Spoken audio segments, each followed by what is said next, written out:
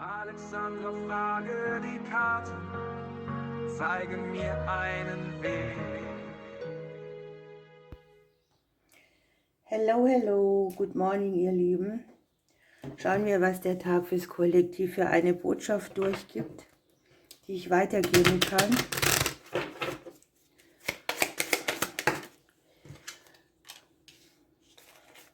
Ja, für was im Leben hast du mal wieder so richtig gebrannt?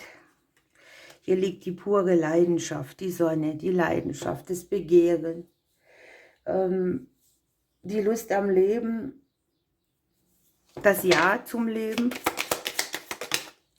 das Ja auch zum Beleben des Lebens, das Beleben des Lebens. Irgendwie scheint es so, als wir uns damit beschäftigen, uns etwas zu erschaffen, uns eine neue Tür zu öffnen, wo einfach das Gefühl von Leben pur ist. Wo eine Energie, die uns stresst, die uns vielleicht auch unterschwellig immer nervös macht, mal wieder so ist, dass man hüpsend in den Tag geht, sich freut, dass man aufwacht und loslegt.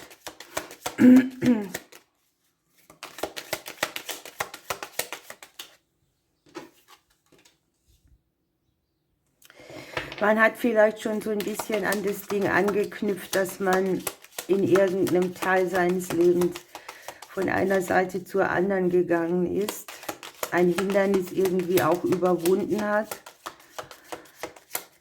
Aber irgendwie reicht es noch nicht. Möglicherweise sucht man hier auch so eine Brücke, die verbindlich dahin bringt, wo man die Energie so am Start hat, dass man nicht das Gefühl hat, da kommt nichts Gutes bei raus oder das ist erschöpfend oder fern der Leidenschaft.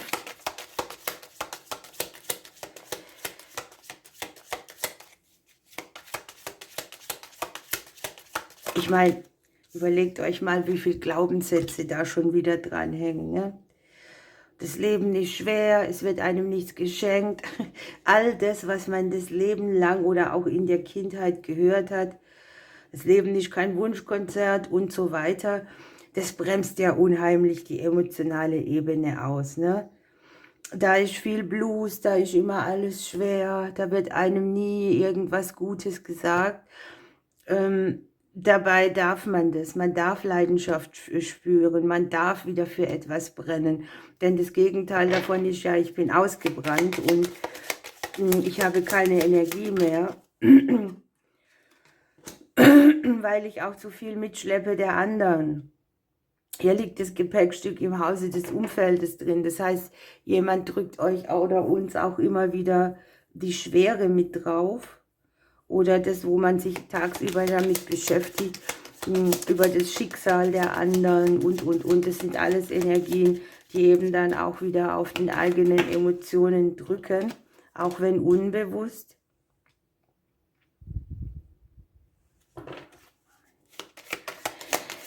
Ja, hier ist das familiäre Vermächtnis dabei, auf jeden Fall diese Instruktionen. Und es sind in Wirklichkeit Instruktionen, weil man es ja damals permanent gesagt gekriegt hat. Wahrscheinlich nicht alle von euch, aber viele. Ich auch. Und man hat jetzt einfach so diese Lust, etwas mal wegzulassen, etwas konsequent zu beschneiden, was immer nur Schwere mitbringt. Und die Energie wird sich klären. Kampf oder sowas ist hier nicht gefragt. Manchmal ist es vielleicht auch so, dass man das Gefühl hat, ich kämpfe mich durch den Alltag und schleppe alles mit, was ich nur kann, damit es richtig unangenehm wird. Das ist so eingeschlichen und diese Legung hier sagt, hey, nein, es geht nicht nur darum, das Gepäck durchs Leben zu schleppen und das Leben als schwierig, schwer oder voller niederdrückende Energie zu haben, sondern es geht darum, sich gute Energie zu erschaffen. Ich meine, jeder brennt für etwas anderes. Das heißt, guckt euch das mal an. die Windblumen. Das Wunderland der Fülle ist hier und der Freude am unteren Deck. Ja? Hier die Sonne, die Leidenschaft. Fülle ist ja etwas, das definiert jeder anderes. Die einen sind da minimalistisch, die anderen denken groß. Aber ich habe es eben tatsächlich so, dass hier Freude rausdrücken will, dass wir erfüllt sind von dem, was uns umgibt. Wir haben ja nur mal unseren Alltag und das, was wir draus machen. Kein anderer kann uns da irgendwie, vielleicht kann ein anderer einen schon beflügeln, aber dafür sorgen, dass wir alltäglich an diesem ganzen Überlebenskampf, den wir manchmal haben, auch das Schöne und die Fülle und die Freude sehen. Das liegt an uns, das kann dir niemand geben. Und die Botschaft vom Wildblumenwunderland ist tatsächlich, hier blüht etwas auf, hier will etwas erblühen, auch wir selber. Wir sollen auch für das, was wir brauchen, aktiv werden, also da Energie reingeben, für das, was uns nährt oder etwas finden auch, weil das Leben sich wünscht, dass wir gedeihen und nicht, dass wir verdorren sozusagen. Hier gibt es grenzenlose Möglichkeiten. Hier darf man freigebig in das investieren, was man braucht und auch freudig. Und je großzügiger man in diese Bereiche investiert, was weiß ich, nehmen wir mal an, du gehst gern tanzen und möchtest jetzt das wieder mal probieren, dann tu es. Je mehr du davon tust, desto freudiger wird dein Leben sein und das wird um dich herum auch streuen. Ne? Auch die Dankbarkeit wird hier immer wieder erwähnt für das, was wir haben. Aber das Grundprinzip ist eben in der Mitte dieses gute Gefühl, die Freude, mit Freude in den Tag starten, durchs Leben tanzen. Möglicherweise ist man hier auch aufgerufen, Zeit mit anderen zu verbringen, Partys zu feiern, sich zu freuen. Es ist ja jetzt nicht angebracht, dass man mit Ernsthaftigkeit all die Dinge nährt, die einen runterdrücken, sondern auch im Moment zu leben, nicht zu verbindlich zu sein, nicht zu allem Ja zu sagen, was die anderen wollen, keine Versprechen abgeben, weil man womöglich nicht in der Lage ist, sie einzuhalten, aber erlaubt dir einfach ganz, ganz viel Spaß zu haben.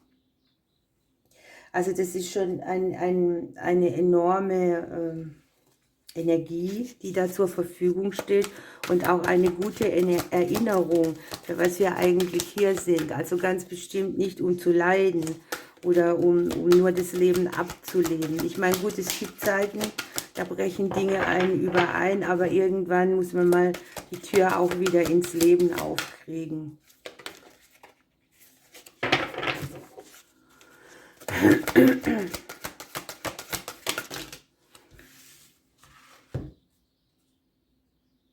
Hier habe ich jetzt 3 gekriegt.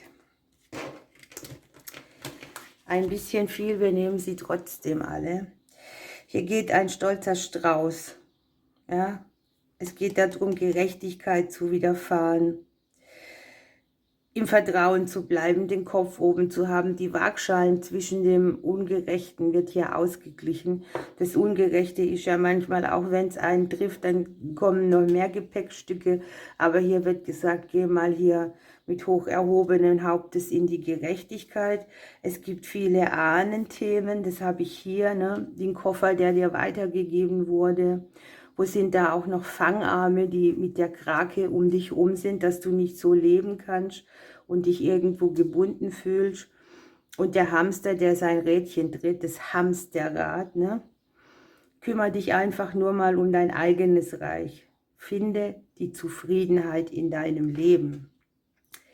Da brauche ich jetzt, glaube ich, nicht mehr so viel dazu sagen. Ihr Lieben, ich drücke euch. Bis morgen.